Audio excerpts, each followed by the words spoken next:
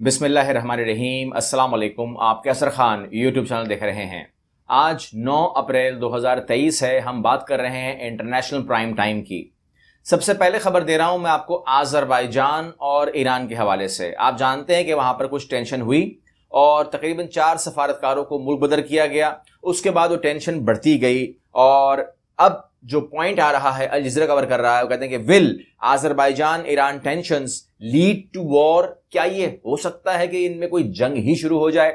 اور یہ چاہتا کون ہے اور اس کے بعد کیا ہوا ہے یہ بھی آپ کو اطلاع کر دوں۔ وہ یہ ہوا ہے کہ یہ جب تمام چیزیں ہو رہی تھیں تو اس درمیان جو ہے معاملات گرم ہوتے گئے اور ایران نے بھی گرم زبان استعمال کی، آذربائیجان نے بھی سخت زبان استعمال کی۔ پھر کچھ آذربائیجان نے اپنے لوگوں کو پکڑا جن پر یہ الزام آیا کہ وہ ایران کے لیے جاسوسی کر رہے ہیں۔ یہ تمام چیزیں ہوتی رہیں۔ اس کے بعد جو ہے اسرائیلی فیکٹر کے اوپر بات ہوئی ہے کہ اسرائیل جو ہے وہ چاہتا ہے کہ یہ جنگ کے اندر آذربائیجان جائے تاکہ وہ ایران سے جنگ کرے، کیونکہ ایران کو مارنا مقصد ہے تو وہ آذربائیجان کے تھرو ہو یا کوئی بھی ہو اس میں وہ فیکٹر کام کرے گا۔ تو یہاں پر جو معاملات ہیں وہ تمام چیزیں تو کلیئر ہو رہی ہیں۔ کہتے ہیں کیا یہ چیز جنگ میں کنورٹ ہو سکتی ہے؟ تو بہرحال اب ان باتوں کے اوپر جواب آیا ہے آپ کو، میں وہ اطلاع کر دوں، اور وہ یہ ہے کہ آذربائیجان نے اور ایران نے ایک عقل مندی کا تقاضا جو ہے نا وہ تھا، وہ انہوں نے اپنا لیا ہے، اور وہ یہ ہے کہ انہوں نے سعودی عرب پالیسی کو اپنایا کہ کیوں نہ بات کر لی جائے۔ اور وہ یہاں پر یہ ہے کہ آذربائیجان اور ایران کے وزراء خارجہ کا حالیہ کشیدگی پر غلط فہمیوں پر تبادلہ خیال۔ تو انہوں نے کہا یہ غلط فہمیاں ہیں، آئیے بیٹھیے اس کو ڈسکس کر لیتے ہیں۔ اور پھر ہوا یہ کہ دونوں کے وزراء خارجہ کے درمیان کنٹینیوسلی 2 لگاتار کالز ہوئیں۔ پہلی کال ہوئی، اس کے بعد دوبارہ بات ہوئی اور انہوں نے کہا کہ جی معاملہ کیا ہے، بات کرتے ہیں۔ اور آپ جانتے ہیں کہ ہمیشہ جب بھی کسی مسئلے کے اوپر بھی آپ بیٹھ کر بات کرنا شروع کر دیں گے تو آپ کی غلط فہمیاں دور ہو سکتی ہیں، کیونکہ آپ نے کہا کہ میں نے یہ کام اس لیے کیا، کیوں کیا، اس لیے کیا، آپ نے اس کو صفائی کا موقع دے دیا۔ اس طریقے سے آذربائیجان نے وہ کام کیوں کیا تو اس کی جسٹیفیکیشن، ڈاکومنٹیشن، پروف دو، ٹھیک ہے نا؟ آپ نے کہا کہ وہ غدار ہیں، جھوٹے ہیں، دو۔ آپ نے اپنے بندوں کو پکڑا، انہوں نے کیا بتایا، بتاؤ۔ اس طریقے سے دونوں ملکوں نے آپس میں گفتگو کر لی اور لگ یہ رہا ہے کہ ایران اور آذربائیجان کی جو ایسکلیشن ہے یا ٹوورڈ وار جو بات ہو رہی ہے، شاید وہ اب اس طریقے سے نہ ہو۔ نہ ہی یہ ترکی چاہتا ہے اور نہ ہی یہ پاکستان چاہتا ہے۔ ہاں یہ چیز امریکہ چاہتا ہے اور یہ بالکل یہ چیز وہ چاہتا ہے۔ آذربائیجان کو لاس کیا ہوگا تو اس کو بتا دیا گیا ہے کہ بھائی صاحب اگر آپ جنگ میں آؤ گے تو آپ ایران کے ساتھ تو مکس ہو جاؤ گے، کیونکہ ایران جو ہے وہ پروکسی وار زیادہ لڑتا ہے، زیادہ انگیج کرتا ہے، اور وہ پھر لمبی ہوتی ہے، بہت لمبی وار ہوتی ہے ایران کی بار چھوٹی کبھی نہیں ہوتی۔ آپ کو یاد ہے نا ایران کی اور عراق کی وار 11.5 سال تک وہ لڑتے رہے، تو وہ لڑتا ہی رہتا ہے۔ تو لہٰذا جو آرمینیا ہے اس کو موقع مت دیں۔ ابھی تو آپ نے فیصلہ کروایا ہے اپنا، ابھی تو آپ کو کامیابی ملی ہے، تو اس کامیابی کو خراب مت کریں، اس سے بات کریں۔ تو ایران بھی بات چیت کے موڈ میں لگا ہوا ہے، اس نے سعودی عرب سے بات کر لی ہے، اب وہ آذربائیجان سے بات کرنے کو تیار ہے کیونکہ بات کرنے کا ماحول چل رہا ہے، وچ از گڈ۔ بہرحال لگتا یہی ہے کہ یہ چیز آگے نہیں بڑھے گی، لیکن ایران کے لیے US ڈپلوائز نیوکلیئر سب انٹو مڈل ایسٹ۔ یہاں پر جو ہے ایران کے ارد گرد آپ کو نیوکلیئر جوہری سب میرین نظر آئیں گی، اور ان کو تعینات کرنے کا معاملہ جو ہے وہ صاف ہے کہ یہ کہہ رہے ہیں کہ یہ ایران کے لیے ہے۔ RT نیوز کا ایسا ماننا ہے کہ یہ ایران کے لیے ہے، اور اس میں جو وہ الزام لگا رہا ہے امریکہ کے اوپر رشیا، وہ کہہ رہا ہے کہ اس لیے کہ وہ رشیا کو سپورٹ کر رہا ہے ایران، یہ ایک الزام ہے۔ اس نے جو ہے وہ اسرائیل کو دھمکایا، یہ ایک الزام ہے، اور تیسرا جو ہے وہ کہتا ہے پراکسی کر رہا ہے، شام میں ہم کو مار ہے، تمام چیزیں۔ اور اس کے علاوہ سب سے بڑا الزام لگایا ہے کہ انہوں نے ہمیں آنکھوں پہ پٹی باندھ کے، ہمیں اندھا کر کے جو ہے سعودی عرب سے دوستی کر لی۔ اگر ہمیں پتا ہوتا تو ہم کچھ اس میں گڑبڑ ڈالتے، کوئی دھمکی ڈالتے، کوئی سعودی عرب کو منع کرتے، انہوں نے ہم کو بتایا ہی نہیں۔ تو یہ ہمارے لیے بڑا مسئلہ ہو گیا ہے۔ آج بھی جب میں آپ سے بات کر رہا ہوں تو امن نہیں ہے اسرائیل کے اندر، اور گولان کی پہاڑیوں پر راکٹ حملوں کے بعد اسرائیل کی شام میں جوابی کارروائی۔ جب یہ کرتے ہیں حملہ تو وہ غلط ہوتا ہے، جب اسرائیل کرتا ہے تو پھر وہ کہتا ہے کہ جی میں نے ان پوائنٹس کو ٹارگٹ کیا ہے، وہ ہمیں ماننا پڑتا ہے، ہم اتنے معصوم ہیں، ہم مان جاتے ہیں۔ تو یہاں پر جو گولان کی پہاڑیاں ہیں وہ بھی قابض ہیں نا، وہ بھی قابض ہیں، قبضہ کر کے بیٹھا ہوا ہے 1967 سے۔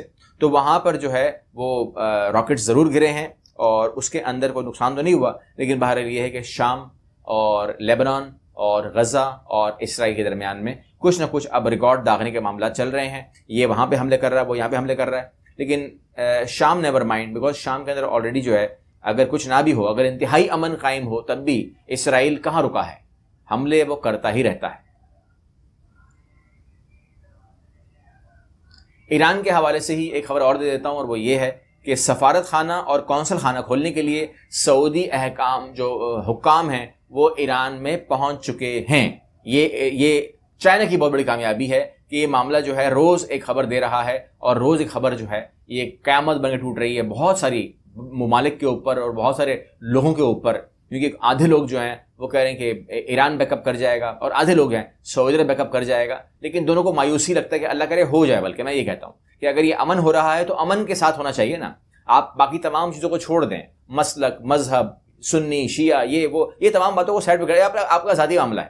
قائد اعظم نے کیا کہا تھا کہ یہ آپ کا ذاتی معاملہ ہے, اپنے ذاتی معاملات کو آپ ممالک پر مت لے کر آئیے, ٹھیک ہے نا. تو اس لیے ایران کو اور سعودی عرب کو امن کے لیے دعا کرا کریں گے, امن ہو جائے دنیا بھر میں. پہلے ہی مسلمان پسا ہوا ہے, آپس میں لڑ جھگڑ کے تماشا بنا ہوا. سعودی عرب کی ایک اور کارنامہ یہاں پر وہ بھی ہو گیا ہے کہ سعودی عرب اور حوثیوں کا جنگ بندی پر اتفاق ہو گیا ہے. یہ بہت بڑی تیزی کے ساتھ ڈیولپمنٹس ہو رہی ہیں دنیا بھر میں, دیکھیے گا اور سیکھیں. ہمیں سیکھنا چاہیے. ہم لوگ جو پاکستان کے اندر آپس میں لڑ رہے ہیں, یہ دیکھیے کہ وہ انٹرنیشنل جا کر کہاں کہاں دوستیاں ہو رہی ہیں. حوثیوں سے دوستی سعودی عرب کر رہا ہے, اور کر لی اس نے. یہ بہت بڑی بات ہے.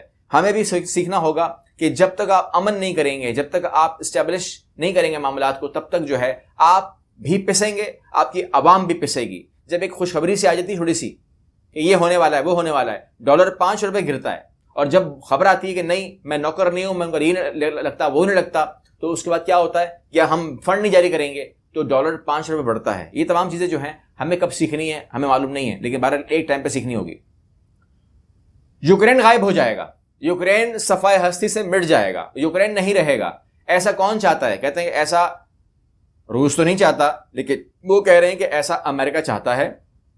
ایون کہ سابق صدر کا کہنا ہے کہ ایسا تو لگتا ہے کہ یوکرینی عوام بھی چاہتی ہے. یعنی کہ یوکرینی عوام جو ہے وہ ملک سے پیار کرنے والی نہیں ہے. یہاں پر آپ تصویر دیکھ رہے ہیں, ایک تصویر کے اندر جو تصویر پورٹرے کی جا رہی ہے وہ یہ ہے کہ جیسے ایک سڑک ہے جس کے اوپر یوکرینی جھنڈا پڑا ہوا ہے, but nobody cares about Ukraine, nobody cares about Ukraine flag and all that, nobody Ukraine's country کے بارے میں کسی کو فکر کوئی نہیں.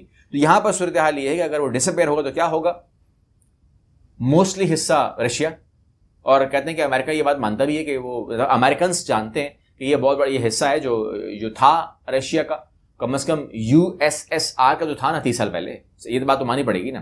تو اس طریقے سے وہ کہتے ہیں کہ پہلے وہ مانتے ہیں کہ وہ حصہ تھا, اور کچھ حصہ جو ہے پولینڈ کھانے کے چکر میں ہے. لیکن اگر پولینڈ حصہ کھائے گا تو پولینڈ رشیا سے مار کھائے گا, ایسا مجھے لگتا ہے. آپ کو جو بھی بلیو ہو آپ کہہ سکتے ہیں. آپ جانتے ہیں کہ ایک کیس چل رہا ہے رشیا کے اوپر کہ اس نے مبینہ طور پر بہت سارے بچوں کو, ہزاروں بچوں کو جو ہے وہ اغوا کیا یوکرین سے, اور ان کو ڈیپورٹ کیا رشیا, اور وہ رشیا میں چلے گئے. اور اس کے اوپر پرچہ کٹ گیا, مقدمہ ہو گیا پیوٹن کے اوپر اور اس خاتون کے اوپر جس نے فیسیلیٹیٹ کیا. تو ہم نے سوچا کہ شاید ایسا نہیں ہو سکتا, ایسا 0% ہوا ہوگا. لیکن اب جو خبر آ رہی ہے کہ یہاں پر ملک بدری کے بعد یوکرینی بچوں کی واپسی, تو یہ جو تصویر نظر آ رہی ہے 30 سے زائد بچے جو ہے وہ بظاہر لگ رہا ہے کہ وہ گاڑی میں بیٹھ کر یوکرینی بچے ہیں, اور بظاہر لگ رہا ہے کہ وہ واپس یوکرین پہنچ گئے ہیں, اور ان کو واپس کیا گیا ہے. روس نے اس کو فیسیلیٹیٹ کیا اور ان کو حوالے کیا, اور یہ تمام جو عمل ہے یہ بیلاروس کے ذریعے جو ہے وہ کیا گیا. اور ماؤں نے اپنے بچوں کو دیکھا تو گلے لگایا. اس وقت جذباتی مناظر دیکھے گئے. 13 برس کی بچی داشا راگ نے کہا کہ گزشتہ برس جنگ کی وجہ سے وہ اور ان کی جڑواں بہن روس کے زیر انتظام علاقہ خیرسن چھوڑنے اور کریمیا کے ایک حالی ڈے کیمپ میں جانے پر رضامندی ظاہر کی تھی. لیکن جب کریمیا پہنچے تو روسی حکام نے کہا کہ وہ یہاں زیادہ عرصے تک رک سکتے ہیں. تو یہاں تک یہ چیزیں ہوئیں. اب پتہ نہیں وہ اغوا ہوئے تھے, انہوں نے کوئی ہاں کر دی تھی, کیا ہوا تھا کچھ سمجھ نہیں آ رہا. لیکن بہرحال یہ ہے کہ کچھ بچے وہاں سے اب مل بھی رہے ہیں, اور روس نے شاید ایسے کہا ہوگا کہ بھائی ہم نے اگر کسی کو پناہ دی ہے, کوئی اگر ہمارے پاس رہا ہے اور ہم نے اسے کہا تھا کہ آپ رہ سکتے ہیں, تو روس نے سب کو کہا تھا, صرف بچوں کو نہیں سب کو کہا تھا یوکرینیوں کو کہ رہنا ہی کیا ہے, پاسپورٹ لے لو اور رہ لو, ہم آپ کو منع ہی کب کر رہے ہیں. اور بہت سارے یوکرینیوں نے پھر رشین پاسپورٹ لیے بھی ہیں، اور اس بات کے اوپر بھی اعتراض کیا ہے یوکرین نے کہ آپ یہ کیوں کہہ رہے ہو کہ آپ آئیے اور پاسپورٹ لے لیجئے وداؤٹ اینی کویسچن، نو کویسچن، ٹھیک ہے نا، جسٹ گو فار پاسپورٹ. تو یہ بھی ہوا ہے. تو جو بھی ڈیولپمنٹس ہو رہی ہیں آپ کے سامنے ہم کوشش کرتے ہیں کہ کہیں سے کوئی چیز مس نہ ہو جائے، آپ کی نظر کر دی جائے. میرے ساتھ رہیے گا، اگلی ویڈیو ملتے ہیں. اللہ حافظ.